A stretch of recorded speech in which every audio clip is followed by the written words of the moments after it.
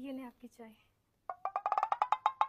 ये कौन सा कप लेके आए हो? बच्चों वाला कप लेके आए हो आप? ये इसमें चाय पीऊंगा मैं, बच्चों वाले कप में शेर बना हुआ है। सॉरी, मुझे पता नहीं था कहाँ पड़े हैं कप्स। वहां पे जाओ, वहां पे एक प्लेन कप पड़ा होगा, वो मेरा कप है, उसमें लेके आओ चाय।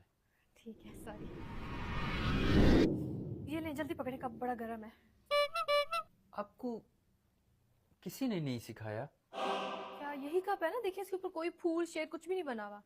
अरे चाय ट्रे में लाते हैं, ट्रे में लेके आओ चाय। ऐसे गरम चाय में ऐसे पकड़ के बैठूंगा? कहाँ रखूंगा इसको मैं? Sorry sorry sorry sorry sorry, please मैं अभी लेके आती हूँ। यार बहुत लेट करती। Sorry sorry. ये लें, आपने कहा था ना ट्रे में, ये ले आई मैं आपकी चाय। वैसे आप ये ट्रे से ही सुर्क लेंगे या मैं चम्मच ले आऊं? नहीं नहीं नहीं नहीं, और कुछ नहीं करना, बस